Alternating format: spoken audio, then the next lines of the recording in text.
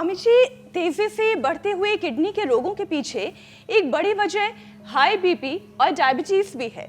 इन गंभीर बीमारियों को कंट्रोल करने के लिए योग से ज़्यादा बेहतर तो और कोई उपाय हो ही नहीं सकता, जिसमें ना इंजेक्शन्स लगाने पड़ते हैं, ना साइड इफ़ेक्ट्स झेलने पड़ते हैं। तो स्वामी जी, किस तरीके से ब्लड प्रेशर और डायबिटीज़ दोनों को योग और आयुर्वेद के जरिए कंट्रोल किया जा सकता है?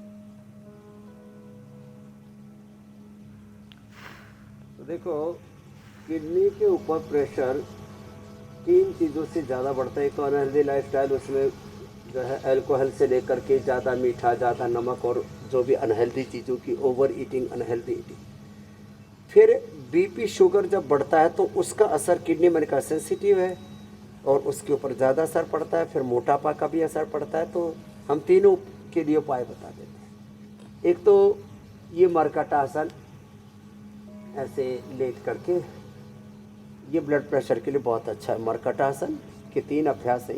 पहले में घुटने पंजे पास में थे, एक तरफ पैर एक तरफ गर्दन, ऐसे आराम आराम से करते हैं। दूसरे में घुटने पंजों में फासला हो जाता है, एक एक अभ्यास को ऐसे आहिस्ता आहिस्ता करना।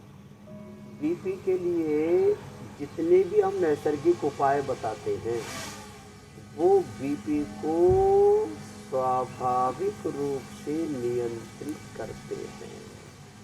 हाँ, एक बात ऐसे ऐसे और फिर बीपी के लिए बैठ के मंडूक आसन, शशकासन, वो आगे भी बताएंगे। लेट करके ये जो पवन मुक्तासन किडनी के लिए बता रहे थे, ये बीपी और शुगर के लिए भी समान रूप से उपयोगी है। इसलिए ये मंडूकासन, बैठ करके लेट के पवन मुक्त आसन हमारी रोज की दिनचर्या में हमने सम्मिलित कर दिया है। बीपी के लिए मात्र लौकी का जूस और अपने खान पान में कुछ मूलभूत परिवर्तन करवाते हैं।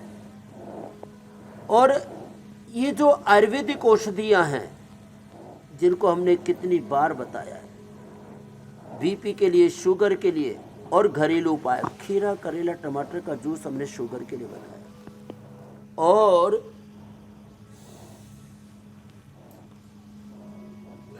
ये मंडूक आसन 10 मिनट ऐसे कर ले कपालभाति के साथ, और इसके साथ फिर ये भी कर ले शशकासन।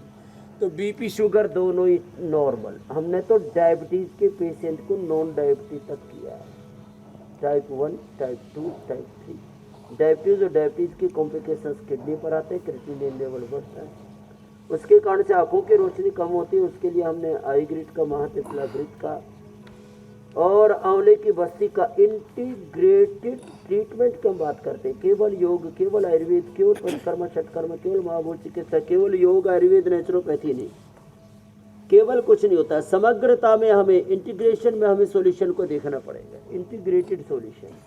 मंडूकासन, शशकासन जी, ये बीपी के लिए बड़े अच्छे। मैं तो कहता हूँ खाली कपालभाति, अनुलोम विलोम, ये 2 प्राणायाम ही कर लेते, इसी से भी बीपी नॉर्मल हो जाता है। बीपी के लिए शीतली शीतकारी एक्स्ट्रा बता देते हैं, और शुगर के लिए भस्त्रिका और कपालभाति, इसका थोड़ा लंबा अभ्यास करवा देते हैं। और ओबिसिटी, ऑब्वियसली ये तो सब पर ही भारी पड़ती है। वैसे वजन भी भारी, बीमारी भी बड़ी भारी भरकम है। उसमें बीपी शुगर की तरह, अस्थमा की तरह, अर्थराइटिस की तरह, लीवर किडनी फेलियर की तरह कोई बड़ा चेंज ऐसे देखने को नहीं मिलता। लेकिन अंदर से मोटापा पूरे शरीर को जर्जरित कर देता है, खोखला कर देता है, दुर्बल कर देता है, और स्वामी जी, हमारे ताने बाने को अंदर से, हमारे वात पित्त कफ त्रिदोषों को गड़बड़ कर देता है। इसको भी कंट्रोल करना जरूरी है जी मेरे भाई। और इसके ऊपर से गर्मी की मार भी बहुत भारी पड़ने वाली है, जिसकी शुरुआत हो गई है, क्योंकि तेजी से गर्मी बढ़ रही है, मौसम बदल रहा है, बॉडी इस वजह से डिहाइड्रेटेड रहती है। कुछ लोग पानी भी कम पीते हैं और पीना भूल भी जाते हैं, ऐसे लोगों की भी संख्या है। फिर इसकी वजह से भी किडनी में स्टोन की दिक्कत शुरू होने लगती है। किडनी स्टोन का दर्द बर्दाश्त के बाहर हो जाता है और कभी भी उठने लगता है। तो स्वामी जी, जब इस तरह से किडनी स्टोन का दर्द हो तो उसे कैसे खत्म किया जाए और इंस्टेंट रिलीफ के लिए क्या किया जाए, और कोई ऐसा नेचुरल तरीका है जिससे डिसॉल्व हो सके स्टोन? इंस्टेंट उपाय है पत्थर चटा। अब तो लोगों ने अपने घरों में लगा लिया ये पत्थर चटा जो आप देख रहे हो ना यहाँ। पत्थर चटा ये पथरी के दर्द के लिए, ये एलोवेरा सभी प्रकार के शरीर के दर्दों के लिए और स्किन के लिए भी, माँ बहन बेटियों के माहवारी के लिए भी। और ये जो शीशम के पत्ते हैं ये पित्त, अब देखो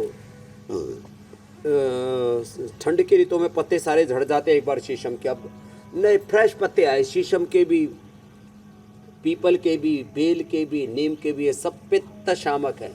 इसलिए जैसे ही सर्दियों के बाद गर्मी आती है तो गुड़ी पड़वा पर, युगादि पर, उत्तर भारत में चैत्र में, नवरात्र में नीम की कोंपले खाया करते थे। अब भूल गए लोग अपनी पुरानी चीज़ों को, तो हमने ये घर घर तक ये चीज़ों को की पहचान करवा दी। घर में ही गिलोय लगा रहे, घर में ही एलोवेरा लगा रहे, घर में ही ये जो मकोई लगा रहे हैं, तुलसी लगा रहे हैं। तुलसी अभी जो है पहले सूख गई थी, अब उसके ऊपर भी पूरे पत्ते आ गए हैं। और ये सहजरा भी घर में लोगों ने लगा लिया है। शीशम, बेल, पीपल, देखो शीशम और पीपल, ये पीपल के और इसके पत्ते, तो नीम के पत्ते तो हम किडनी की बीमारी में भी खिलाते हैं। खैर, तो ये पथरी के लिए तो पत्थर चटा, कुलथ की दाल का सूप और कपाल भाती बड़ा ज़बरदस्त है। और रेडीमेड में हमने लीथो, जैसे वृक्कदोषर वटी, वृक्कदोषर क्वाथ, फिर अश्विनी हरक्वाथ, ये हमने बहुत कुछ उपलब्ध कराया लोगों को। लेकिन ये जो लीथोम है ना, इसके तो पूरे साइंटिफिक हमने रिसर्च तक कर लिए। अब देखो, ये ओबेसिटी से भी आधी दुनिया परेशान है। जो अंडरवेट है वो तो भुजंगासन या दंड लगाना, ये जो मोटापे वाले हैं वो अर्धहलासन, पादवृत्तासन जरूर करना, गोधन, अर्क, मेदोहर, वेट को भी ले दे। एक एक दिन में 1-2 किलो तक वेट कम कर सकते हैं लोग।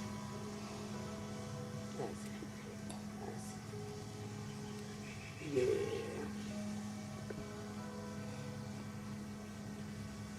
और